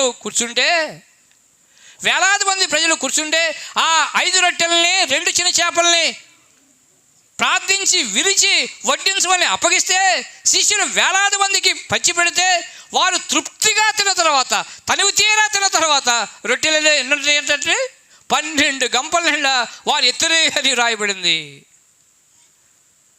నా ప్రియమైన సహోదరుడా, నా ప్రియమైన సహోదరి, ఈ గొప్ప కార్యం, ఈ ఘనకార్యం యేసు ప్రభువునందు మాత్రమే సాకారమైంది అనేటువంటి విషయాన్ని మీకు గుర్తు చేస్తున్నాను. ఆయన పోషించేటువంటి దేవుడిగా మనకు కనిపిస్తున్నాడు. ఇప్పుడు పౌలను అనొచ్చు, మేము పోషించేటువంటి యేసుని ప్రకటిస్తున్నాం అని అనొచ్చు. కానీ అంటాడు, మేము సిలువ వేయబడిన క్రీస్తుని ప్రకటిస్తున్నాం అని చెప్పాడు. ఇంత నిస్సహాయుడిగా ఉన్న వ్యక్తిని ప్రకటిస్తే, అవమానం పొందినటువంటి వాడిని ప్రకటిస్తే, నిందలు పొందినటువంటి వాడిని ప్రకటిస్తే, శ్రమ పొందినటువంటి వాడిని ప్రకటిస్తే, చచ్చిపోయినటువంటి వాడిని ప్రకటిస్తే ఎవరండి సంతోషంగా ఉంటారు? కానీ సిలువ వేయబడినటువంటి యేసు మరణానికే పరిమితం అయితే, సమాధికే పరిమితం అయితే, మనం మాట్లాడుకోవడానికి, మనం ప్రకటించుకోవడానికి, మనం ఆలోచించడానికి అవకాశమే లేదన్నటువంటి విషయం కూడా మీకు గుర్తు చేస్తూ ఉన్నాను. అందుకే అపోస్తలుడైన పౌలు కొరింథీయులకు రాసిన పత్రిక 15వ అధ్యాయం 3-4 విషయాల్లో అంటాడు, లేఖనం ప్రకారం యేసు ప్రభు సమాధి చేయబడ్డాడు, మరణించాడు, లేఖనాల ప్రకారం సమాధి చేయబడ్డాడు, లేఖనాల ప్రకారం 3వ దినం మృత్యుంజయుడై తిరిగి లేచినాడు అని ఆయన ప్రకటించడం మనం చూస్తూ ఉంటాం. కాబట్టి సాయంకాల సమయంలో ఈ ప్రయత్నించే వేళ సిలువ వేయబడిన యేసుగా మనం ఆయన ఎందుకు స్వీకరించాలి అని అంటే, సిలువ వేయబడిన యేసయ్య ద్వారా ఈ సమాజానికి కలిగిన మేలులేంటో మనం ఆలోచన చేయాల్సిన అవసరం ఉంది అనే సంగతి మీకు గుర్తు చేస్తున్నాను. యేసు ప్రభు సిలువ వేయబడడం ద్వారా మనకు దక్కిన ప్రయోజనం ఏంటి అనేటువంటి విషయం కూడా మనం ఆలోచన చేయాలి. ఆయన విడిపిస్తే ఒక వ్యక్తికో, ఆ కొందరు వ్యక్తులకు మేలు కలిగింది. ఆయన స్వస్థపరిస్తే కొంతమంది వ్యక్తులు మేలు పొందారు. ఆయన బాగు చేస్తే కొంతమంది ప్రయోజనం కలిగింది. కానీ ఆయన సిలువ వేయబడితే ఆయన సిలువ వేయబడితే జాతి, మత, కుల, రంగు, లింగ భేదం ఏమీ లేకుండా ప్రపంచ మానవాళి అంతటికి ప్రయోజనం కలిగిందనే విషయాన్ని లేఖనాలు మీకు గుర్తియాలని ఇష్టపడుతున్నాను. కాబట్టి ఈ ప్రయోజనం ఒక వ్యక్తికి మాత్రమే పరిమితం కాదని ఎరిగిన పౌలు గారు, ఈ ప్రయోజనం ఒక కుటుంబానికి పరిమితం కాదు, ఒక సమాజానికి పరిమితం కాదు, ఒక దేశానికి పరిమితం కాదు, విమర్శించే వాళ్ళు అన్నట్టు ఒక జాతికి పరిమితం కాదు, ఇది ప్రపంచవ్యాప్తం, ఇది సార్వజనీనం అని ఎరిగినటువంటి పౌలు గారు ఈ ప్రపంచానికి ప్రకటించింది సిలువ వేయబడిన యేసును అనేటువంటి విషయాన్ని లేఖనాన్ని మీకు గుర్తియాలని ఇష్టపడుతున్నాను. కానీ విచారకరమైనటువంటి విషయం ఏంటో చెప్పమంటారా? ఈ రోజు కూడా మనలో ఎంతోమంది యేసయ్యను అద్భుతాలు చేసేవాడిగానే స్వీకరించడానికి ఇష్టపడతాం. ఆయన మేలు చేసేవాడిగానే చూస్తూ ఉంటాం, ఆయన విడిపించేవాడిగానే చూస్తూ ఉంటాం, యేసయ్య స్వస్థపరిచేటువంటి వాడిగానే చూస్తూ ఉంటాం, యేసయ్యను బాగు చేసేవాడిగానే చూస్తూ ఉంటాం. ఆయన స్వస్థపరిచేవాడు నేను కాదనడం లేదు, ఆయన బాగు చేసేటువంటి వాడు నేను లేదనడం లేదు. పుట్టి గుడ్డివాడిని నన్ను వైద్యశాస్త్రం కాదు పొమ్మంటే, డాక్టర్లు మా వల్ల కాదు అని అంటే, అన్య కుటుంబంలో పుట్టినటువంటి నన్ను ఎవరో మీలాంటి ఒక టీచర్ అమ్మ చెబితే మా తల్లిదండ్రులు ఇష్టం లేకుండానే ఈ భక్తి చేయడానికి ఇష్టం లేదు, ఈ జనంతో కలవడానికి ఇష్టం లేదు, ఆ పేటలోకి వెళ్ళడానికి ఇష్టం లేదు, ఆ ప్రజలతో ఉండడానికి ఇష్టం లేదు, అలాంటిది ఇష్టం లేకుండానే యేసయ్య అద్భుతం చేస్తాడని ఓ కొద్దిపాటి విశ్వాసంతో నన్ను తీసుకుని ఇలాంటి మందిరానికి వెళితే ఈ ప్రభువు నా మీద కనికరపడ్డాడు అండి, నన్ను స్వస్థపరిచాడు అండి, నన్ను బాగు చేశాడు అండి, నా కొద్దిపాటి చూపించి నేను దగ్గర పెట్టుకుంటే చూడగలగడానికి, నా పనులు నేను చేసుకోగలగడానికి, నా ప్రయాణం నేను చేసుకోగలగడానికి ఈ ప్రభువు నా మీద దయ చూపినాడు అనే విషయాన్ని మీకు గుర్తిస్తున్నాను. ఈయన స్వస్థపరిచే దేవుడే, నేను లేదనడం లేదు, మేలు చేసేవాడే కాదనడం లేదు, బాగు చేస్తాడు కాదనడం లేదు, విడిపిస్తాడు, పోషించేటువంటి దేవుడే. కానీ ఈ కోణంలో మనం ఆయన చూడడానికి అవకాశం లేదు అనేటువంటి విషయాన్ని లేఖనాన్ని మీకు గుర్తియాలని ఇష్టపడుతుంటాను. కానీ విచారకరమైనటువంటి విషయం అంటే ఇప్పటికీ చాలామంది స్వస్థత కోసమే యేసయ్య దగ్గరికి వస్తుంటాం, మేలు కోసమే యేసయ్య దగ్గరికి వస్తుంటాం, ఉపకారం కోసమే యేసయ్య దగ్గరికి వస్తుంటాం, విడుదల కోసమే యేసుబాబు నమ్ముకుంటూ ఉంటాం. మందిరానికి వచ్చేటువంటి వాళ్ళలో చాలామందిని చూడండి, రోగగ్రస్తులు వస్తూ ఉంటారు, సమస్యలతో సతమతమయ్యేటువంటి వారు వస్తుంటారు, విడుదల కోసం వస్తుంటారు, బాగుపడాలని వస్తూ ఉంటారు, మేలుల కోసం వస్తుంటారు, ఆశీర్వాదాల కోసం వచ్చేటువంటి వారిగా ఉంటారు అనే విషయాన్ని మీకు గుర్తు చేస్తున్నాను. మేలు చేసే దేవుడు అండి దేవుడు, నేను లేదనడంలా, నేను కొత్త బాగు చేయడానికి రాలేదు. ఈయన గొప్ప దేవుడు, విడిపించేటువంటి దేవుడే, స్వస్థపరిచేటువంటి దేవుడే, బాగు చేసేటువంటి దేవుడే. కానీ పౌలు గారు బాగు చేసే దేవుడిని కాకుండా, స్వస్థపరిచే దేవుడిని కాకుండా, విడిపించేటువంటి దేవుడిని కాకుండా, ఆస్వాదించేటువంటి దేవుడిని కాకుండా సిలువ వేయబడిన యేసయ్యను మనం ప్రకటిస్తున్నాడు, సిలువ వేయబడిన యేసయ్యను మన ముందు ప్రదర్శిస్తున్నాడు అనేటువంటి విషయాన్ని మనం ఆలోచన చేయవలసిందిగా సౌకర్యంగా మనం చేస్తున్నాను. ఈ సాయంకాల సమయంలో ఈ ప్రయత్నించేట వేళ ఒకవేళ మనలో ఎవరైనా ఈ మాట్లాడేటట్టు వాళ్ళు స్వస్థత కోసమే యేసయ్య దగ్గరికి వస్తూ ఉంటే, అద్భుతాల కోసమే యేసయ్య దగ్గరికి వస్తూ ఉంటే, మేలుల కోసమే యేసయ్య దగ్గరికి వస్తుంటే, ఉపకారాలు మాత్రమే ఆశిస్తూ ఉంటే, ఆ పరిధిని దాటి సిలువ మూర్తి అయిన యేసయ్యను స్పష్టంగా అర్థం చేసుకోవాల్సిందిగా సవినయంగా మనం చేస్తున్నాను. మీరు యోహాను సువార్తలో మీరు చూస్తే ఒకసారి రండి, యోహాను సువార్త 2వ అధ్యాయం, యోహాను సువార్త 2వ అధ్యాయం. మీరు మొదటి నుంచి ఏం చూస్తారు అంటే, ఓ కుటుంబంలో వివాహ కార్యక్రమం జరుగుతుంది.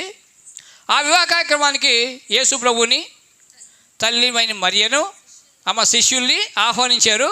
సరే, అక్కడ జరిగినటువంటి విపత్తు ఏంటో మీకు తెలుసు, ద్రాక్షారసం అయిపోయింది, అక్కడ ఏం జరిగిందో కూడా మీకు తెలుసు. ఈ జరిగిన తర్వాత ప్రభు కనికరపడిన తర్వాత ఆ కుటుంబం పరువు నిలబడింది. నీళ్లను ద్రాక్షారసంగా మలిస్తే ఆ కుటుంబం పరువు కాపాడబడింది. ఇప్పుడేం జరిగిందో చూడండి, 11వ మాట మీరు చూడాలి, 11:2-11. అమ్మ, గలిలయలోని కానాలో యేసు ఈ మొదటి సూచక్రియను చేసి తన మహిమను బయలుపరిచెను. ఎందువలన అంటండి, ఎందువలన ఆయన మహిమను బయలుపరిచాడు. ఏ విధంగా? నీళ్లను ద్రాక్షసంగా చేశాడే, ఆశ్చర్యకరం చేశాడే, అందును బట్టి అద్భుతం చేశాడే, అందును బట్టి.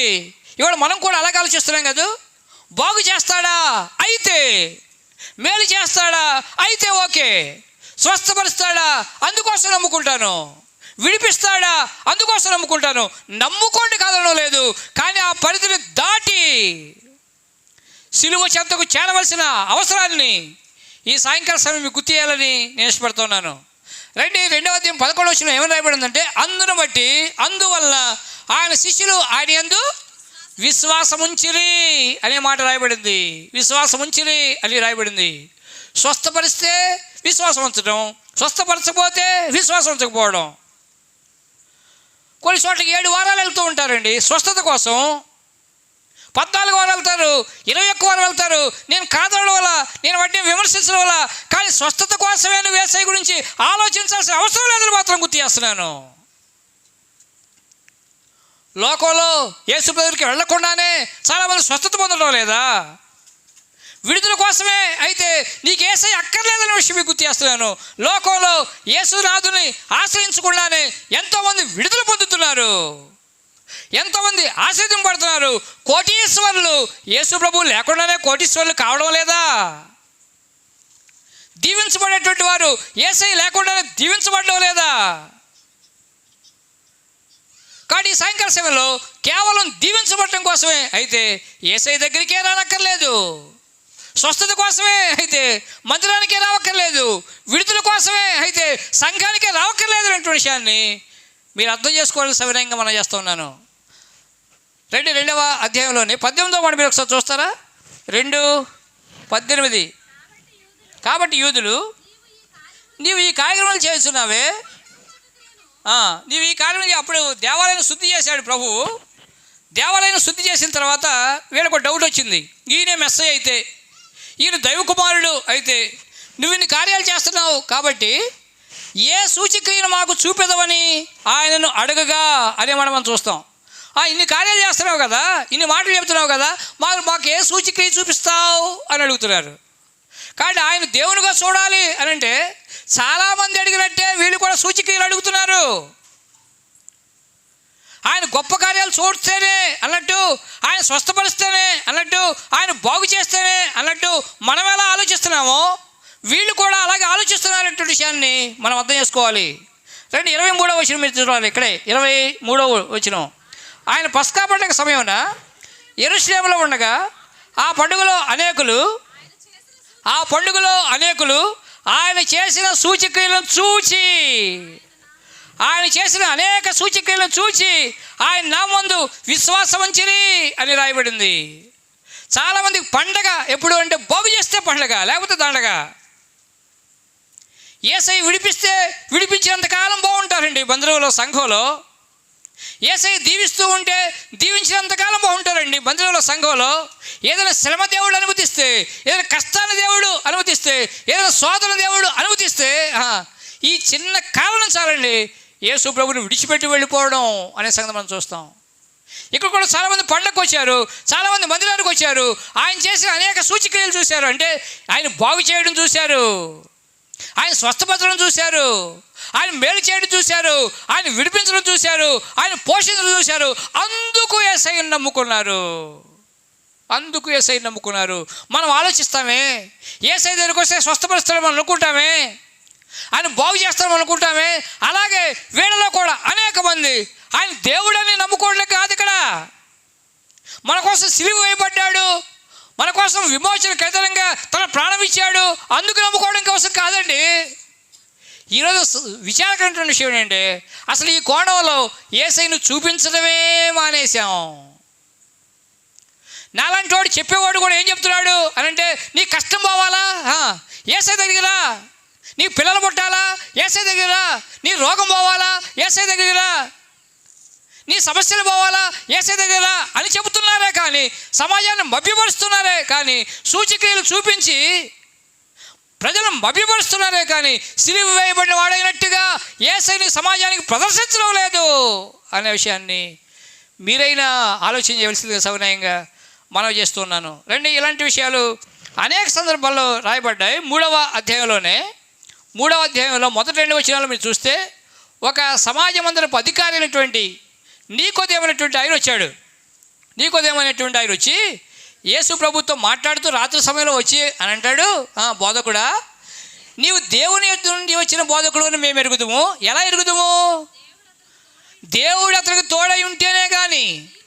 నువ్వు అద్భుతాలు చేస్తున్నావే, నువ్వు విడిపిస్తున్నావే, నువ్వు విడిపించినట్టు విడిపించాలంటే, నువ్వు స్వస్థపరుస్తున్నావే, నువ్వు స్వస్థపరిచినట్టు స్వస్థపరచాలంటే, నువ్వు బాగు చేస్తున్నావే, నువ్వు బాగు చేసినట్టు బాగు చేయాలంటే దేవుడు అతనికి తోడై ఉంటేనే కానీ ఇన్ని అద్భుతాలు ఒకరి వల్ల జరగడం అసాధ్యం అని చెబుతున్నాడు. అంటే మన నికోదేము అన్నగారు కూడా యేసయ్యని ఏ కోణంలో నమ్ముతున్నాడు అంటే సూచక్రియల కోణంలోనే నమ్ముతున్నాడు, అద్భుతాల కోణంలో నమ్ముతున్నాడు అనే విషయాన్ని మనం అర్థం చేసుకోవాలి.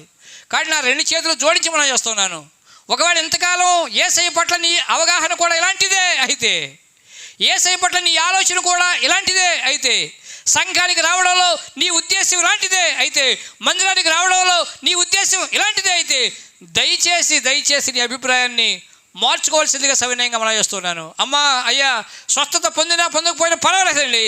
ఈ లోకంలో 60 ఏళ్ళు 80 ఏళ్ళు ఉంటాం. కానీ ఈ లోకాన్ని విడిచిపెట్టిన తర్వాత యుగ యుగాలు నరకాగ్నిని తప్పించుకోవాలి అని అంటే, పాతాళం అపరిమితంగా నోరు తెచ్చుకుని కాచుకుని ఉంది, ఈ ప్రమాదం నుంచి తప్పించబడాలి అని అంటే, దైవోగ్రతకు పాత్రం కాకుండా ఉండాలి అని అంటే సిలువ వేయబడిన యేసయ్యనందు విశ్వాసవంతం ద్వారా మాత్రమే, ఆయన చిందించిన యవన పరిశుద్ధ కలవ రక్తంలో మన ప్రతి పాపాన్ని కడుక్కోవడం ద్వారా మాత్రమే ఇది సాధ్యపడుతుంది అనేటువంటి విషయాన్ని మీకు గుర్తు చేస్తున్నాను. దయచేసి మీ ఆలోచన విధానాన్ని మార్చుకోవలసిందిగా సవినయంగా మనం చేస్తున్నాను. రండి 3వ అధ్యాయంలో 14-15 వచనం చూడండి. 3వ అధ్యాయం 14-15 వచనం మీరు చూస్తే నీకోదేమో అద్భుతాల గురించి మాట్లాడుతున్నాడు, నీకోదేమో ఆశ్చర్యకార్యాల గురించి మాట్లాడుతున్నాడు, గొప్ప కార్యాల గురించి మాట్లాడుతున్నాడు, సూచక్రియల గురించి మాట్లాడుతున్నాడు. దేవుడు తోడై ఉంటే తప్ప నువ్వు బాగు చేసినట్టు బాగు చేయడం సాధ్యం కాదయ్యా అని చెప్తున్నాడు. దేవుడు తోడై ఉంటే తప్ప నువ్వు విడిపిస్తున్నావే, అలా విడిపించడం ఎవరికి సాధ్యం కాదు అని చెప్తున్నాడు. దేవుడు తోడై ఉండకపోతే ఇట్టి గొప్ప కార్యాలు, ఘనకార్యాలు, సూచక్రియలు ఒక వ్యక్తి ద్వారా జరగవు అని సూచక్రియల గురించి నీకోదేమో మాట్లాడుతుంటే, అమ్మా అయ్యా, అద్భుతాల గురించి నీకోదేమో మాట్లాడుతుంటే ఈ 14-15 వచనంలో ప్రభువు ఏమంటాడు చూడండి. 14-15 వచనంలో, అరణ్యంలో మోషే సర్పమును ఎలాగో ఎత్తునో అలాగే విశ్వసించు ప్రతివాడును నశింపక ఆయన ద్వారా నిత్య జీవం పొందినట్లు మనిషి కుమారుడు ఎత్తబడవలెను అని చెప్పడం మనం చూస్తాం. ఆయనేమో అద్భుతాల గురించి మాట్లాడుతుంటే ఈయనేమో పశ్చాత్తాపం గురించి మాట్లాడుతున్నాడు యేసయ్య. నీకోదేమో ఆశ్చర్యకార్యం గురించి మాట్లాడుతుంటే యేసయ్య మారు మనసు గురించి మాట్లాడుతున్నాడు, నూతన జీవం గురించి, నూతన జన్మ గురించి మాట్లాడుతున్నాడు. ఆశ్చర్యకార్యాల కోణంలో యేసు ప్రభువును చూస్తూ ఉంటే సిలువ కోణంలో యేసయ్య తను ప్రత్యక్షపరుచుకుంటున్నాడు అనే విషయాన్ని మనం చూస్తాం. అరణ్యంలో మోషే సర్పాన్ని ఎలా ఎత్తాడో మనిషి కుమారుడు కూడా అలా ఎత్తబడబోతున్నాడు అని చెప్పాడు. అంటే నేను సిలువ వేయబడబోతున్నాను అని చెప్పాడు. కానీ నీకోదేమో నీ అభిప్రాయాన్ని మార్చుకోవాలి, నీకోదేమో నీ ఆలోచన మార్చుకోవాలి. కేవలం సూచక్రియల కోణంలోనే చూడడం నిలుపుదల చేసి సిలువ కోణంలో యేసయ్యను చూడడం నేర్చుకోవాలి నీకోదేమో. అమ్మా అయ్యా, ఈ సిలువ కోణంలో యేసయ్యను చూడడం ఆరంభించవలసినటువంటి అవసరం ఉంది. కొంతకాలం రహస్య శిష్యుడిగా ఉన్నటువంటి ఈ వ్యక్తి యేసు ప్రభు ప్రాణం పెట్టిన తర్వాత అరిమతయి యోసేపుతో కలిసి వెళ్ళి సుగంధ ద్రవ్యాలు పూసి సమాధి చేసే కార్యక్రమంలో ఆయన కూడా భాగమైనాడు అనే విషయాన్ని మీకు గుర్తు చేస్తున్నాను. అరిమతయి యోసేపు అనేటువంటి వ్యక్తి ఉన్నాడు, ఆయన కూడా సభలో సభ్యుడైనాడు, ముఖ్యమైనటువంటి వ్యక్తిగా ఉన్నాడు, పలుకుబడి కలిగినటువంటి వ్యక్తిగా ఉన్నాడు. ఆయన యేసు ప్రభు మరణవార్త వినగానే తెగించి అని రాయబడిందండి. తెగించి పిలాతు దగ్గరకు వచ్చి అడిగి పర్మిషన్ తీసుకుని ఆ పార్థివ దేహాన్ని తీసుకుని సమాధి చేసినటువంటి వాడిగా ఉన్నాడు అనే విషయాన్ని మీకు గుర్తు చేస్తున్నాను. అమ్మ, ఎంతకాలం ఆశ్చర్య గురించి కార్యాల గురించి ఆలోచిద్దాం, ఎంతకాలం అద్భుతాల కోసమే కనిపెడదాం, ఎంతకాలం మేలుల కోసమే పాకులాడదాం. ఈ లోకంలో తాత్కాలిక జీవితం కోసం 60 ఏళ్ళలో 80 ఏళ్ళలో బతికితే శాశ్వతంగా జీవించేటువంటి జీవితాన్ని మనం కలిగి ఉన్నాం అనేటువంటి విషయాన్ని ఎరుగక ఇదే శాశ్వతం అన్నట్టు ఇక్కడ స్వస్థతలు పొందితే చాలు, ఇక్కడ మేలు పొందితే చాలు, ఇక్కడ విడుదల పొందితే చాలు అన్నట్టు దీనికే మనం యేసయ్యని పరిమితం చేస్తే, సిలువ వేయబడిన వాడిగా యేసయ్య నీకు అర్థం కాకపోతే, ఆయన మరణ పునరుత్థానాలు నీ జీవితానికి సొంతం కాకపోతే, ఈ లోకాన్ని విడిచిపెడితే పరలోకానికి వెళ్ళేటువంటి నిశ్చయత నీకు ఇంకా లేకపోతే ఇది అనుకూలమైనటువంటి సమయం, ఇది రక్షణ దినం అనేటువంటి విషయాన్ని మనం అర్థం చేసుకోవాలి. ఈ యోహాను సువార్తలో అనే సమయాన్ని ఆదా చేయడం కోసం నేను చదివించడం లేదు, కానీ కనీసం ఒక 10 సందర్భాల్లో సూచక్రియల కోణంలోనే యేసయ్యను చూశారు. వాళ్ళు కూడా మనలాగానే అద్భుతాల కోసమే యేసు ప్రభువును వెంబడించారు. మనలాగానే యేసు ప్రభువే స్పష్టంగా అనవలసి వచ్చింది, మీరు సూచక్రియల కోసమే నా దగ్గరికి వస్తున్నారు కదూ అన్నాడు ప్రభు. మీరు అద్భుతాల కోసమే మందిరానికి వస్తున్నారు, మీరు అద్భుతాల కోసమే సంఘానికి వస్తున్నారు, మీరు భోజనం కోసమే నా వెంట పడుతున్నారు అని ప్రభు చెప్పవలసి వచ్చింది అనేటువంటి విషయాన్ని మీకు గుర్తేస్తున్నాను. నా ప్రియమైన సహోదరుడా, నా ప్రియమైన సహోదరి, ఇవన్నీ చేసేటువంటి దేవుడేనండి. ఈ దేవుడిని కాదనడం లేదు, కానీ సిలువ వేయబడిన వాడైనట్టుగా యేసయ్య ఇంకా మనకు అర్థం కాకపోతే మనం ఆధ్యాత్మికంగా క్షేమాభివృద్ధి పొందినటువంటి వారం కాము అనే విషయాన్ని మనం అర్థం చేసుకోవాలి. మీరు అపోస్తల కార్య గ్రంథంలో 17వ అధ్యాయంలో మీరు గ్రీసు దేశస్తుల గురించి చూస్తారు. అక్కడ ఏథెన్స్ వారి గురించి రాయబడింది 11వ వచనంలో. వారెప్పుడు కూడా ఏదో ఒక కొత్త సంగతి వినడంలోనూ మాట్లాడడంలోనూ కాలం గడుపుతూ ఉంటారు అనేబడింది. ఇది గ్రీసు దేశస్తుల పని. ఒక అద్భుతమైన జరగాలి అంటారు యూదులు, జ్ఞానయుక్తంగా నమ్మే విధంగా ఉండాలి దేవుడంటే. సిలువ వేయబడిన వాడు దేవుడిగా ఎలా అంటారు? ఓ నేరస్తుడిగా ప్రాణం పెట్టేటువంటి వాడు రక్షకుడు ఎలా కాగలుగుతాడు అని అంటాడు. కొంతమందికి వెర్రి తలలు వేసినటువంటి జ్ఞానం, రీజనింగ్ అనేటువంటి ఓ భ్రమ. సృష్టికర్త అయినటువంటి దేవుడు మన మధ్యకి శరీరధారిగా వస్తే, నరావతారిగా యేసు ప్రభువుగా వస్తే, ఈ జ్ఞానం లోక సంబంధమైనటువంటి జ్ఞానం సృష్టికర్త యేసు ప్రభువుని నమ్ముకోవడానికి, ఆయన ఆధారపడడానికి, ఆయన సిలువ బలియాగాన్ని సొంతం చేసుకోవడానికి ఎంతోమందికి ఆటంకం అవుతుంది అనేటువంటి విషయం కూడా మనం అర్థం చేసుకోవాలి. కానీ సూచక్రియల కోణంలోనూ మనం యేసు ప్రభువుని చేరుకోకూడదు. జ్ఞానం అండి, జ్ఞానం అనేటువంటి అపోహలో కూడా యేసు ప్రభువును చూడకూడదు అనే విషయాన్ని మనం అర్థం చేసుకోవాలి. అందుకే పౌలు గారు అంటాడు, ఈ యేసు ప్రభువు ఆయన సిలువ మరణం యూదులకేమో ఆటంకంగా ఉంది, ఈయన మెస్సయ్య ఏంటి అంటున్నారు, ఈయన దైవ కుమారుడు ఏంటి అని అంటున్నారు, వాళ్ళకేమో ఆటంకంగా ఉంది, గ్రీసు దేశస్తులకేమో వెర్రితనంగా ఉంది. కానీ ఈయన ఎవరో తెలుసా? నేను ప్రకటించేటువంటి దేవుడు, ఈ యేసురాజుడు ఎవరో తెలుసా? ఆయన దేవుని శక్తి, దేవుని జ్ఞానమునై ఉన్నాడు అని చెప్పడం మనం చూస్తాం. కానీ సాయంకాల సభలో ఈ ప్రస్తుత వేళ మనం ఆలోచించేటువంటి యేసు దేవుని శక్తి అయి ఉన్నాడు, మనం ఆలోచించేటువంటి యేసు దేవుని జ్ఞానమై ఉన్నాడు. సిలువ మీద వేలాడి విమోచన కైతలకి తన ప్రాణం ఇచ్చినటువంటి ఈ లోకరక్షకుడు నీకు నాకు చాలిన దేవుడై ఉన్నాడు అనే విషయం కూడా మీరు అర్థం చేసుకోవాలని సమయంగా మనం చేస్తూ ఉన్నాను. ఏం జరిగిందండి? యేసు ప్రభు సిలువ వేయబడడం ద్వారా ఏం జరిగింది అంటే, మీరు నిన్న వినే ఉంటారు చాలా సంగతులు, ప్రతి ఆదివారం వింటూనే ఉంటారు చాలా సంగతులు.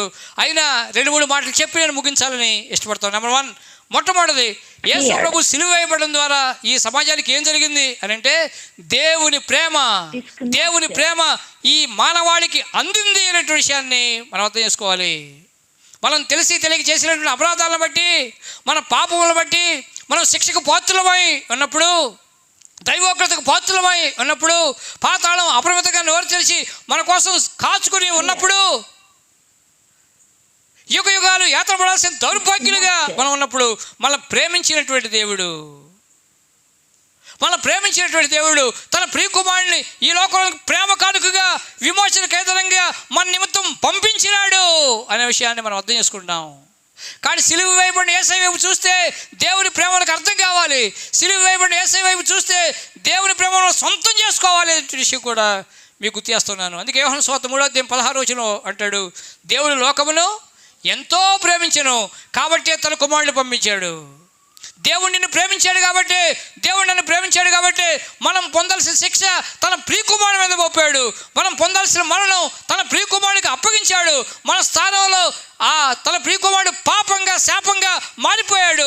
మనం రక్షించడం కోసం, తన ప్రేమను మన మీద వెల్లడిపరచడం కోసం తన ప్రియకుమారుని సిలువ బలియాగానికి అప్పగించినాడు అనే విషయం కూడా మనం అర్థం చేసుకోవాలి. అందుకే రోమపత్రిక 5వ అధ్యాయం 6వ వచనం నుంచి ఈ విధంగా రాయబడింది, దేవుడు మన పట్ల తన ప్రేమని వెల్లడిపరుచుతున్నాడు అని రాయబడింది. ఎందుకు అని అంటే, మనం ఇంకా శత్రువులమై ఉండగా ఆయన మన కోసం ప్రాణం పెట్టాడు అని చెప్పాడు. మనం పాపులమై ఉండగా మన కోసం యేసయ్య ప్రాణం పెట్టాడు అని చెప్పాడు. మనం అవిధేయులమై ఉండగా, మనం భక్తిహీనమై ఉండగా తన ప్రేమ కుమారుని మన కోసం ఈ లోకంలో పంపించినాడు, విమోచన కైతనంగా తన ప్రాణం పెట్టినాడు అనేటువంటి విషయం చెప్పబడింది. ఇంకా ఎఫెసీయులకు రాసిన పత్రికలో అంటాడు, మనం చచ్చిన వారమై ఉండగా మనం బ్రతికింపజేయడం కోసం, మన పరలోక రాజ్యానికి వారసులుగా చేయడం కోసం, తన ప్రేమను వెల్లడిపరచడం కోసం తన ప్రియకుమారుని ఈ లోకంలోనికి మన కోసం అప్పగించినాడు అనేటువంటి విషయాన్ని మీకు గుర్తిస్తున్నాను.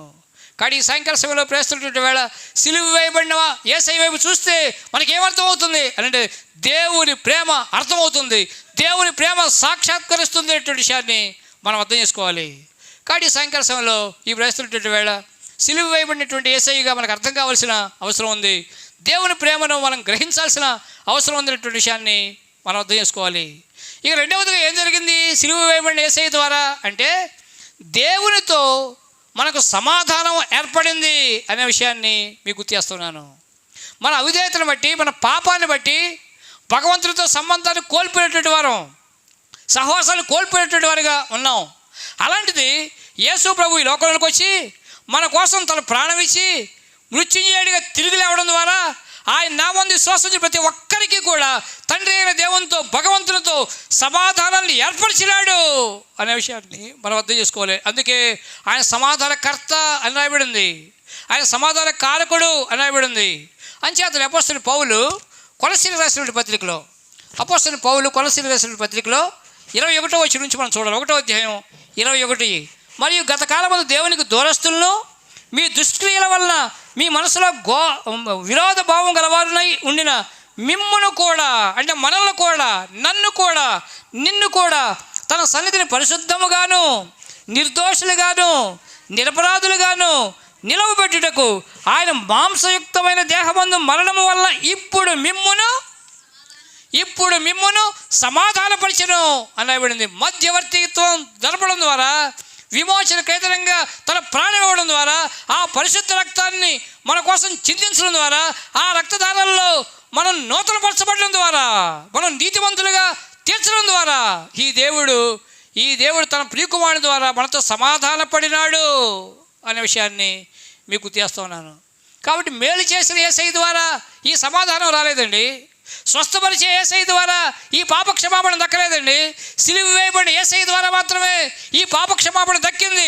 సిలువ వేయబడిన యేసయ్య ద్వారా మాత్రమే ఈ సమాధానం మనకు అనుగ్రహించబడింది అనేటువంటి విషయాన్ని ఆలోచన చేయవలసిందిగా సవినయంగా మనం చేస్తున్నాను. ఇంకేం జరిగింది అంటే, సిలువ వేయబడిన యేసయ్య ద్వారా మనకు పునరుత్థానం సాధ్యపడింది అనే విషయం మీకు గుర్తు చేస్తున్నాను. యోహాను సువార్త 11వ అధ్యాయం 25వ వచనం నుంచి ఆయన ప్రభు ఏం చెప్పాడంటే, పునరుత్థానమును జీవమును నేనే అని చెప్పాడు. నా యందు విశ్వాసం ఉంచువాడు చనిపోయిన బ్రతుకుతాడు అని చెప్పాడు. దీని అర్థం ఏంటి అని అంటే, సిలువ వేయబడిన యేసయ్యను మనం ఆశ్రయిస్తే, ఆయన పరిశుద్ధ రక్తధారల్లో మనం నీతివంతులుగా తీర్చబడితే, అలాంటి ప్రతి ఒక్కరికి కూడా ఈ లోకాన్ని విడిచిపెట్టిన తర్వాత, అది 60 ఏళ్ళకే కావచ్చు, 80 ఏళ్ళకే కావచ్చు, ఎప్పుడైనప్పటికీ కూడా ఈ లోకాన్ని ఎప్పుడు విడిచిపెడితే అప్పుడు ఆ క్షణాన పరలోకంలో ఉండేటువంటి మహద్భాగ్యాన్ని ఈ దేవదేవుడు సిలువ వేయబడిన యేసయ్య ద్వారా మాత్రమే అందుబాటులో ఉంచినాడు అన్నటువంటి విషయాన్ని లేఖనం మీకు జ్ఞాపకం చేస్తున్నాను.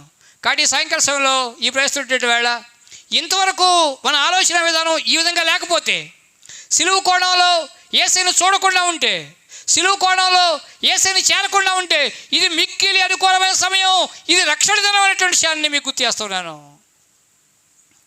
మేలు కోసమే యేసయ్య వైపు చూసింది చాలండి, స్వస్థత కోసమే యేసయ్య నమ్ముకుంది చాలండి, ఉపకారాల కోసమే మందిరానికి వచ్చింది చాలండి, తప్పనడం లేదు నేను. కానీ దీని స్థాయిని దాటుకుని మనం సిలువ వేయబడిన యేసయ్యను చూడవలసిన అవసరాన్ని మీకు గుర్తు చేస్తున్నాను. సిలువ వేయబడిన యేసయ్యను మన హృదయాల్లో ప్రతిష్ఠించుకుంటే మనం నీతిమంతులుగా తీర్చబడతాం. అంటే మన పాపాలు క్షమించబడతాయి, మనం నీతిమంతులుగా తీర్చబడతాం, సంఘంలో చేర్చబడతాం. యేసు ప్రభు ఏ క్షణాన్ని ఈ లోకానికి వచ్చి సంఘాన్ని తీసుకువెళ్తే అదే క్షణాన్న మనం దేవుని రాజ్యంలో చేరడానికి అవకాశం ఉంటుంది అనే విషయం కూడా మీకు గుర్తు చేస్తున్నాను. కానీ సాయంకాల సమయంలో ఈ ప్రస్తుత వేళ అపోస్తలుడైన పౌలన్న గారు ఇన్ని విషయాలను పక్కన పెట్టి సిలువ వేయబడిన యేసయ్యను ఎందుకు ప్రకటిస్తున్నాడు అని అంటే, సిలువ వేయబడిన యేసయ్య ద్వారానే దేవుని ప్రేమ ఈ సమాజానికి వెల్లడైంది. సిలువ వేయబడిన యేసయ్య ద్వారానే మన పాపాలకు పరిహారం కలిగింది. సిలువ వేయబడిన యేసయ్య ద్వారానే మన పాప క్షమాపణ దక్కింది. సిలువ వేయబడిన యేసయ్య ద్వారానే మనకు దేవునితో సమాధానం ఏర్పడింది. సిలువ వేయబడిన యేసయ్య ద్వారానే మనం పరలోక రాజ్యానికి వారసులమయ్యాం అనేటువంటి విషయాన్ని లేఖలను మీకు జ్ఞాపకం చేయాలని ఇష్టపడుతున్నాను. కానీ ఇంతకాలం నువ్వు ఏ విధంగా ఆలోచించినప్పటికీ కూడా ఇప్పటి నుంచి అయినా, ఈ క్షణం నుంచి అయినా, నాకు స్వస్థత దక్కితే దక్కింది, లేకపోతే లేదు. నాకు సిలువ వేయబడి యేసయ్య కావాలి. నేను నీతిమంతుడిగా తీర్చబడాలి, నీతిమంతుడిగా అలాగా తీర్చబడాలి. ఈ లోకాన్ని ఏ క్షణంలో విడిచిపెట్టినా స్వర్గంలోకి, పరలోకంలోకి నేను కూడా ప్రవేశించాలి అనేటువంటి ఆశతో యేసు ప్రభువును సమీపించవలసిందిగా సౌనయంగా మనం వస్తున్నాను. ఎంతోమంది తమ అననుకూల పరిస్థితులను అధిగమించి, కులం ద్వారా వచ్చే ఇబ్బందులను అధిగమించి, మతం ద్వారా వచ్చేటువంటి ఇబ్బందులను అధిగమించి, రాజకీయంగా వచ్చేటువంటి ఇబ్బందుల్ని అధిగమించి యేసు స్వామిని సొంత రక్షకుడిగా అంగీకరిస్తున్నారటువంటి విషయాన్ని మనం అర్థం చేసుకోవాలి. నా కుటుంబంలో కూడా, క్రైస్తవేతర కుటుంబం, అలాంటి నా కుటుంబం కూడా ఈ సిలువ వేయబడిన యేసయ్యను సొంతం చేసుకుంది. మా బంధువుల్లో చాలామంది ఈ సిలువ వేయబడిన యేసయ్యను సొంతం చేసుకున్నారు. నా గ్రామంలో క్రైస్తవ కుటుంబం ఒక్క కుటుంబం కూడా మా సలచంద్రపూడి గ్రామంలో లేదు. అలాంటిది ఈ రోజున అనేక మంది సిలువ వేయబడిన యేసయ్యను వారు సొంతం చేసుకున్నారు, ధన్యులయ్యారు, భాగ్యవంతులయ్యారు, నిరీక్షణ కలిగి బ్రతుకుతున్నారు అనే విషయం మీకు గుర్తిస్తున్నాను. ఈ సంతోషం మన సొంతం కూడా కావాలంటే, ఈ నిరీక్షణ మన సొంతం కూడా కావాలంటే, ఈ భరోసా మనకు కూడా దక్కాలి అంటే, ఏ క్షణాన్ని లోకాన్ని విడిచిపెట్టినా దేవుడు నాతో తోడై ఉంటాడు, నేను పరలోకంలో చేరగలుగుతున్నటువంటి ఈ భరోసా మనకు కూడా కావాలి అంటే, ఇది మేలు చేసే యేసయ్య ద్వారా రాలేదండి. ఇది విధిపించిన యేసయ్య ద్వారా రాలేదండి. ఇది పోషించిన యేసయ్య ద్వారా రాలేదండి. ఇది ఆశీర్వదించిన యేసయ్య ద్వారా రాలేదండి. ఈ గొప్ప ధన్యత, ఈ గొప్ప భాగ్యం సిలువ వేయబడిన యేసయ్య ద్వారా మాత్రమే సంప్రాప్తమైంది అనే విషయాన్ని నా రెండు చేతులు జోడించి మనం చేస్తున్నాను. కానీ సాయంకాల సమయంలో ఈ ప్రయత్నం వేళ ఈ కోణంలో యేసయ్య గురించి ఆలోచించేయడానికి ప్రయత్నం చేద్దాం. ఈ విధంగా యేసయ్యని చేర్చుకోవడానికి ప్రయత్నం చేద్దాం. ఇందుకోసమే యేసయ్యని వెంబడించడానికి ప్రయత్నం చేద్దాం. మన మధ్య జరుగుతున్నటువంటి ఈ సంఘ పరిచర్యలో ప్రతి ఒక్కరూ పాలిభాగస్తులమై మరింత ఆధ్యాత్మికంగా మేలు పొందగలగడానికి, మరిన్ని గొప్ప కార్యాలు మన జీవితంలో అనుభవించడానికి, ఏ క్షణాన్ని లోకాన్ని విడిచిపెట్టినా పరలోకంలో చేరేటువంటి ఆ నిరీక్షణ కలిగి ఉండడానికి సిలువమూర్తి అయిన యేసయ్య మనకు సహాయం చేయనుగాక. ప్రార్థన చేద్దాం, ప్రభు వైపు చూద్దాం. ప్రార్థన చేద్దాం, ప్రభు వైపు చూద్దాం. మహాపరిస్థితులు దేవా, ప్రేమ లేని మా ప్రియ పరలోకపు తండ్రి యేసయ్య వందనాలు. ఈ రాత్రికాల సమయంలో ప్రవేశిస్తున్నటువంటి వేళ మా ముందుంచినటువంటి శ్రేష్టమైన లేఖన భాగాలకు స్తోత్రాలు. అయ్యా, యూదులు సూచక్రియలు చేయమని అడుగుతుంటే, గ్రీసు దేశస్తులేమో జ్ఞానాన్ని వెతుకుతుంటే, మీరు సిలువ వేయబడిన యేసయ్యని ఎందుకు చూపించారో ఆ విషయాలు కొంతవరకు ఆలోచన చేయడానికి మీరు మాకు సహాయం చేశారు. మీకు వందనాలు. నిజంగా మా జీవితాల్లో కూడా చాలాసార్లు మిమ్మల్ని స్వస్థతగా పరిమితం చేశాం, మిమ్మల్ని విడుదలకే పరిమితం చేశాం, మేలులకే, ఉపకారాలకే మిమ్మల్ని పరిమితం చేశాం. మా మీద కూడా కనికరపడమని, సిలువ వేయబడిన వానిగా మిమ్మల్ని మా హృదయంలో ప్రతిష్ఠించుకోవడానికి, సిలువ వేయబడిన వానిగా మిమ్మల్ని స్వీకరించడానికి మీరు మాకు సహాయం చేయమని ప్రాధాన్యపడుతున్నాను. మీరు సిలువ, మరణ, పునరుత్థానాల ద్వారా మీరు వెల్లడి చేసిన మీ ప్రేమను మేము అర్థం చేసుకోవడానికి, పాపక్షమాపణ అందుకోవడానికి, సమాధానాన్ని అందుకోవడానికి, సంతృప్తిని, సంతోషాన్ని పొందుకునేటువంటి వారం కావడానికి, నిరీక్షణ కలిగి మేము సేవించడానికి, ఈ లోకాన్ని ఎప్పుడు విడిచిపెట్టినా పరలోకంలో చేరుతున్నటువంటి భరోసా కలిగి బ్రతకడానికి మాకు సహాయం చేసి పెట్టమని, ఈ కొద్దిపాటి సంఘం ద్వారా జరిగేటువంటి పరిచర్య కూడా మీరు